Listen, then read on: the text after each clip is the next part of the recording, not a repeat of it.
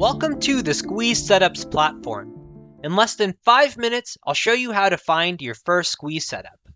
After that, we're going to spend the rest of the onboarding guide building a better foundation so you can understand all the nooks and crannies that we've built inside of this platform to help you find the very best squeezes.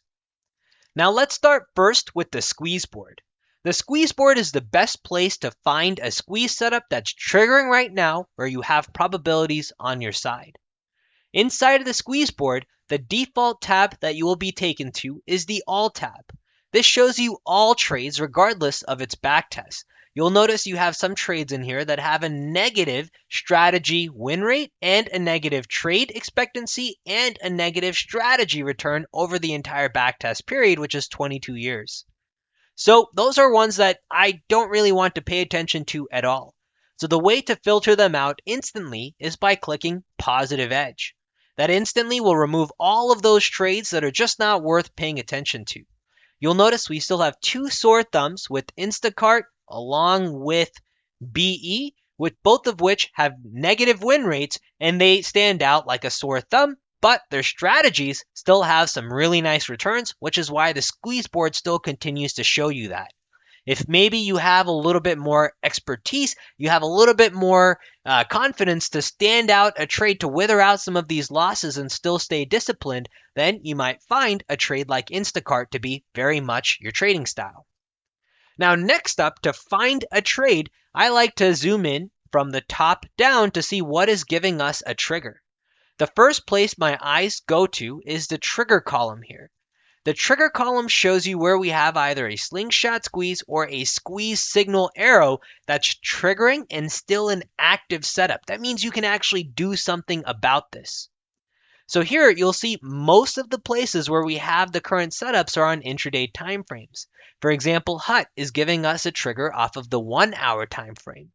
If you take a look at Pinterest, we have the 130-minute time frame here.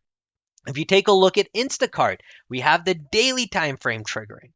So we have an assortment of time frames available at our fingertips that the squeeze board is scanning for and lets you pick and choose from. So let's say that you're a long only trader and maybe you don't mind the intraday trades. So I'm going to start from the top, and the one that catches my eye is HUT. So let's dive into HUT into a little bit more detail. I'm going to show you how to read this trade row, and after we read this trade row, you'll see how easy it is to figure out if you want to take this trade or not.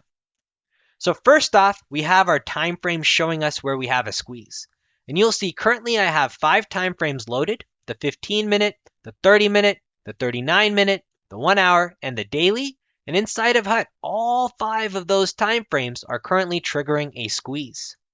What happens if you want to load in your own custom time frames? Well, click the time frames drop down in the top right corner, and you can pick and choose from our list of time frames. We have the 5, the 15, the 30-minute, the 39-minute, the 1 hour, the 78-minute, the 2 hour, the 130-minute, the 195-minute, the 4 hour, daily, and weekly time frames.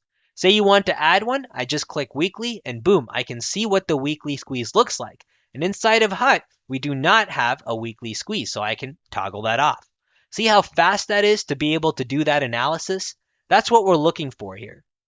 Now, inside of HUT, we already saw we had 5 squeezes.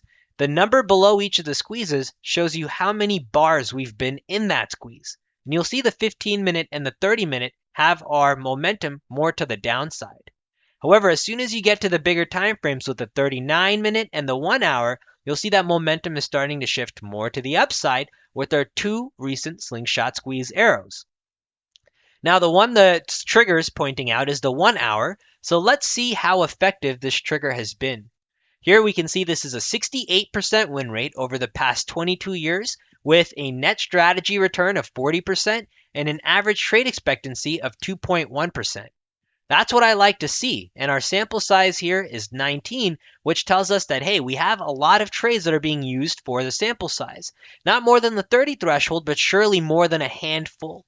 If you then click on this row, that pulls up the drawer where you can see the breakdown of every single trade to determine, is this something that you actually want to trade, and see what the histogram is showing you to see, is the strategy winning on the long run, or is this an overall losing strategy?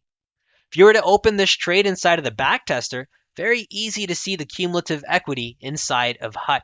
So HUT is a squeeze that we found triggering on the 1 hour time frame, and if you were to open it inside of your charts, you can see that this has all the makings for a trend in which that squeeze could fire to the long side and take us to new highs above our previous resistance.